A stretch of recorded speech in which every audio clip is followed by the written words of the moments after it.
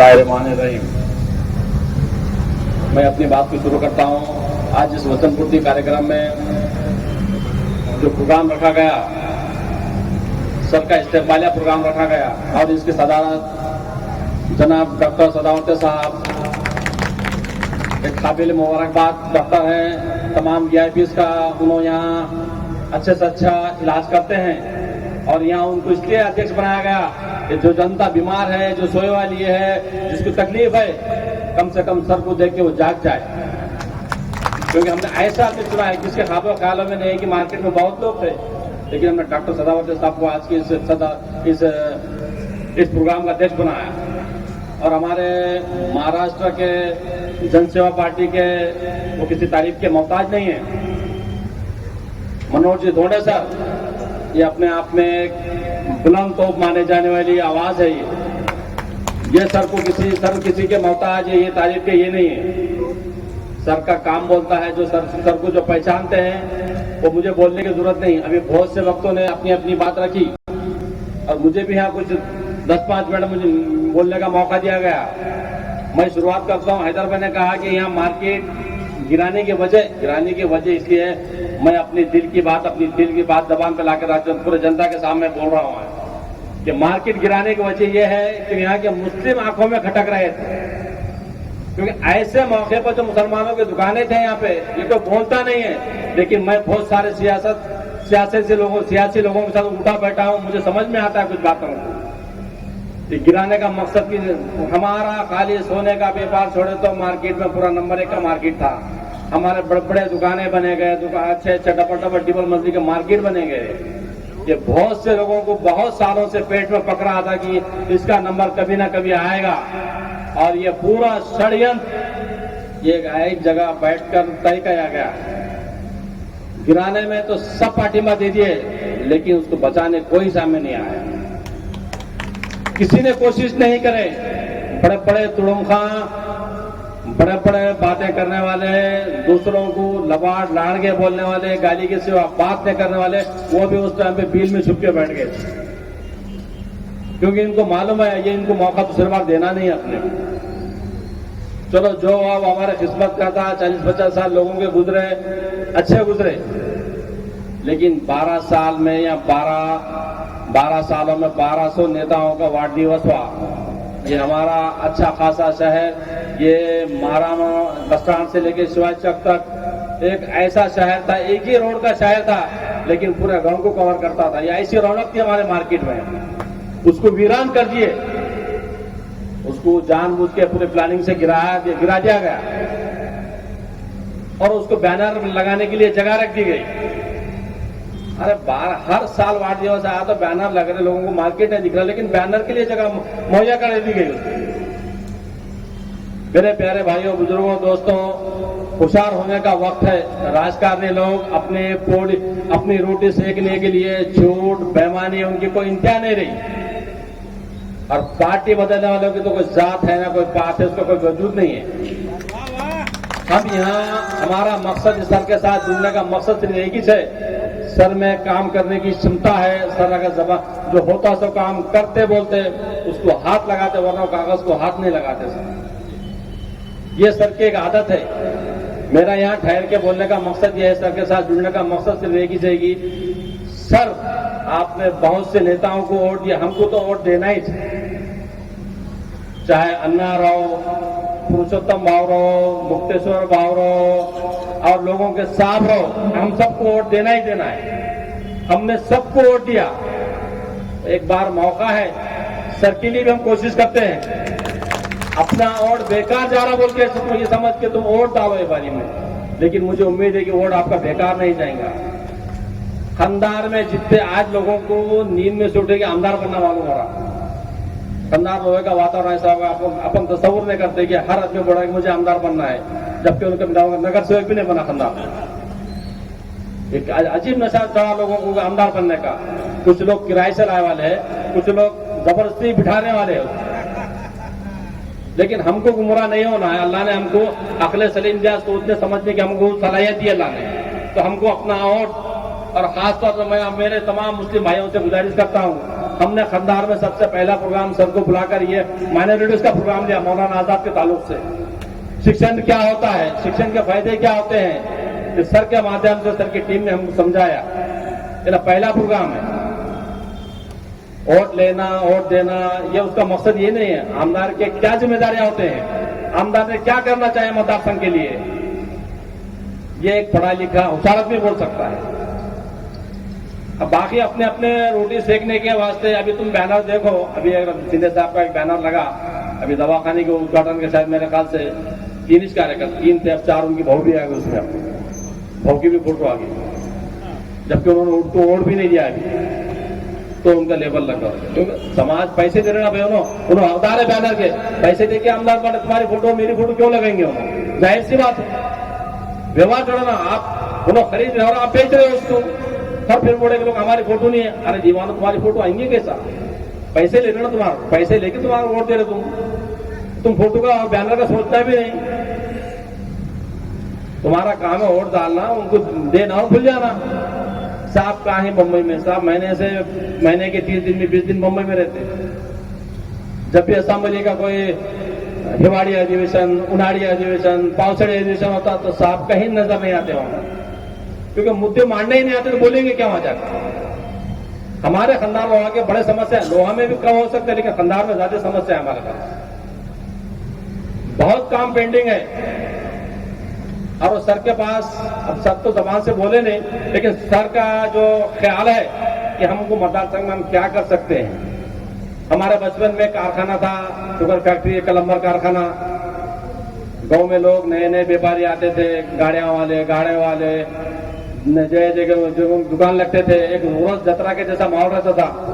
वो भी कुछ गरीब गंदे लोगों की उसकी भी नजर लगी, वो कारखाना बंद हो गया, कोई बेच दिए, कोई भंगार बेच दिए, कोई जमीन बेच दिए, यानी 2-4 हजार लोगों का वहां भी नुकसान हो गया।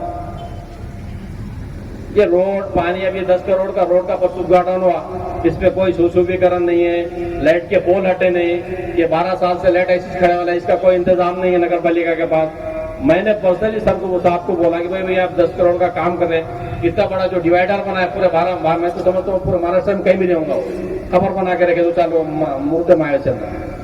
4 उस पे कल वो आमदार साहब आके उद्घाटन करे बोल के, वो 2-2, 3-3, एक आधा ट्रैक्टर मट्टी ला के डाले। अब मुझे जब मैं सिकंदर पे बोला भाई अपन बेशरम में झाड़ ला के लगेंगे, दूसरा कुछ भी नहीं होगा, एक तो मच्छी पकड़ना अंदर पानी छोड़ के, वो सुशोभीकरण होता नहीं आता। 12 करोड़ का काम हो रहा तो लाइट के पोल हटाने को तैयार नहीं है, वो बोलने को कोई तैयार नहीं है। एक आदमी एक्सीडेंट हो जाएगा, कोई किसी की लेडीज मर जाएगी, कोई बच्चे मर जाएंगे, या गाड़ियां दड़ेंगे, या शॉर्ट सर्किट हो जाएगा, जब तक वे बिजली है घोड़ा रोड का खेल करके बैठे। क्या राजकारण चल रहा उनको मालूम, चलने को अभी रास्ता चलने के लिए नहीं है, बोलेगी अभी 8 दिन में काम हो रहा, बोलेगी 15 दिन में काम हो रहा। अब मुझे कहा लग रहा है कि वो सब कुछ लेके बैठ के खाते मुझका भी जोड़ लगाना पड़ता, क्योंकि हमारे पास इतने काबिल लीडर को रहने की को जाके बोलेगा। ये स्थानीय का मुद्दा, ये यहाँ के शहर में राजकारण करने वाले लोगों का मुद्दा है दुकान बनाने का। हमको नया आदमी 5 शेवड़ी बाजीराव शेवड़ी से लाना पड़ा, सर तुम चलो यहाँ दूसरे को सब मर गए, तुम जिंदा करो हमारे लोगों को। ये हमारे लिए अफसोस की बात है, हमारे लिए अफसोस की बात है। हमने बाहर का आदमी नहीं लाए, काबिल आदमी को लाए। हमने जब ये पूरे व्यापारियों के उनको सर ने 12 दिन का 15 दिन का टाइम दिया था, वो बिल्कुल सही टाइम था 15 दिन का। और मैं तमाम जनता के तरफ से वो कलेक्टर साहब और माननीय तहसीलदार साहब और उनकी टीम का तहे दिल से शुक्रिया अदा करता हूं। पूरे राज्य के दबाव के बाद भी उन्होंने अपना काम नहीं रोका, यह काबिल मुबारकबाद है तहसीलदार साहब। प्रेशर, अरे वो क्या आमदार है कि ग्राम पंचायत का मेंबर है, तुम उसका सुन रहे। सत्ता किसकी भी रोज सबका सिक्का चलता है, ये हमको मालूम है। सर को कोई मंत्री के पास वेटिंग नहीं है, ये यहाँ के बड़े झांका आमदार खाता इनको भी वेटिंग रहती, लेकिन सर को कोई वेटिंग नहीं है। शरद पवार के बाजू पर बैठ के बात करते हैं, फडणवीस के बाजू बैठ के बात करते हैं, शिंदे के बाजू उनका टेबल रहता है। ये उनकी काबिलियत है, भले उन्होंने आमदार खासा नहीं है तो क्या हुआ, ये उनकी काबिलियत बोलती है उनको। अब पार्टी बदलने की बात है तो सब स्टाफ से बोलता हूं, भला हो बेचारे अशोक राव चौहान का आज बीजेपी में चले गए, वो मुझे कैसा आदमी को आदमी मालूम रहता, इसको बड़ा करेगी ने काटता, तो अशोक राव चौहान ने कभी कांग्रेस से टिकट वो उसको मिलने नहीं दिया लोगों के साथ। उसमें ऐसे चले गए, ऐसे 10-20 साल निकल गए। एक बार मुझे अच्छा याद है, एक बार दिल्ली से माननीय शंकरराव चौहान थे, दिल्ली से टिकट मिला बोल के आए, यहाँ टिकट दूसरे को मिल गया, वो भी टिकट कैंसिल होगा। अपक्ष लड़े हम सब, हमको मोहब्बत थी, हमारे वालिद साहब का ताल्लुकात थे, हम सब ने भर के जनता जनार्दन ने, पूरे मुस्लिम भाइयों ने, तमाम समाज के लोगों ने दिल खोल के वोट दिया। वो भी ठीक बात है, कोई भी हमारे को लगा चलो भाई अपना हमदर्द आदमी अपने को लगता है। अब 6 महीने साल भर गया, तुम कपड़े बदले सब पार्टी बदलेंगे तो कैसे समाज पीछे रहेंगे। अब बीजेपी, अब शिवसेना हो गई, बीजेपी राष्ट्रवादी में गए कि पहले के 20 साल के 25 साल के कार्यकर्ते पूरे फेल। मैं गया कि मेरे सिवा कोई होशियार भी नहीं, पूरी कमान मेरे पास। 4-6 महीने करे कि वहां से बाजू हटे, फिर शिवसेना में गया कि पूरे 30 साल के कार्यकर्ते घर को, मैं और मेरे बच्चे तीनों मिलकर जाके बैनर, वहां से हटेगी बीजेपी में कोई लायक नहीं, पूरे पुराने लोगों चले गए, उसमें मैं चाके खड़े वाला हूं, क्यों पूरी काबिलियत मेरे में चाके वाली है ना। फिर बोलने का मला बाबू मतदान करा, पार्टी से काय देने के ना नहीं। गांधी बार 2 बार 3 बार अपने बेवकूफ बनता, 4 बार तो हमारी जिंदगी में थू है, फिर वो हमारी जिंदगी में लाना थे, हम अगर नहीं समझ सकते। मैं नांदेड़ जिले के तमाम मुसलमानों का तहे दिल से शुक्रिया अदा करता हूं। बहुत लोगों ने कोशिश करे वोट बीजेपी को वोट डालने के लिए, लेकिन पूरे जिले में भी कहीं 2 आंकड़े के वोट नहीं गिरे होंगे। काबिल मुबारकबाद है वो लोग। और मैं खंदार के भी गयूं मुसलमानों से ये अपील करता हूं कि मुझे भी बोलने की यहाँ से जरूरत नहीं पड़ना चाहिए। जो हाल नांदेड़ में हुआ वो हाल खंदार में भी होना चाहिए, कि हम सबकी जिम्मेदारी है। मैं बोल रहा हूं बोल के नहीं, हालात खराब है, वक्त की नजाकत को समझो। जो आदमी हमसे मोहब्बत करता जब तक ठीक था, लेकिन जब बात हमारी समाज और हमारा कौम की बात हमारे खिलाफ होता तो उसको हम सिवाय जूते लेके सबक सिखाए देंगे नहीं। उसके हमारा दिल जब ये वोट का हमारा कोई माने, कोई हमारा बिगाड़ नहीं सकता। वोट डालना हमारा इख्तियार है, अब किसको डालना कैसा डालना हम तय करेंगे। वो नितिन गडकरी आरएसएस प्रमुख आदमियों में से एक उनका नाम आता, उन लोग कभी मुसलमानों के खिलाफ बोले नहीं, एक अल्फाज कभी बोले नहीं उन्होंने। और यहाँ जुम्मा 8 दिन बीजेपी ज्वाइन करके यहाँ मुसलमानों के खिलाफ बोल के उन्होंने पूरे बिलोली में, नांदेड़ में जोश के साथ, जिसका जमीर जिंदा है उन्हें घर में, जिसका जमीर मुर्दा होगा वो उसके साथ है।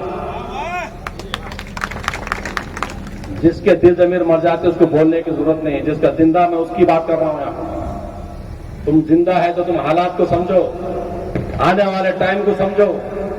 इलेक्शन आते हो जाते रहेंगे, लेकिन हमारे सबसे ज्यादा तकलीफ आ रहा है हिंदुस्तान में किसको है तो वो माइनॉरिटीज को है।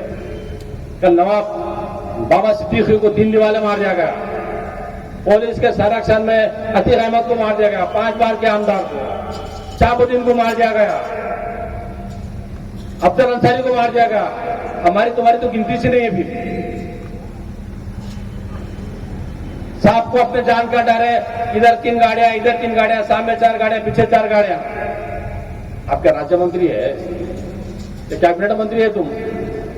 अरे कितना सोच हमारा, कितना बेवकूफ बनेंगे जनता को। अपने 1 रोटी कमाने के लिए पूरे जनता, पूरे तालुकों को गुमराह करके तुम अपने रोटी सेक रहे। तुम झगड़ा तुम्हारे घर का, बेवकूफ बना रहे जनता को।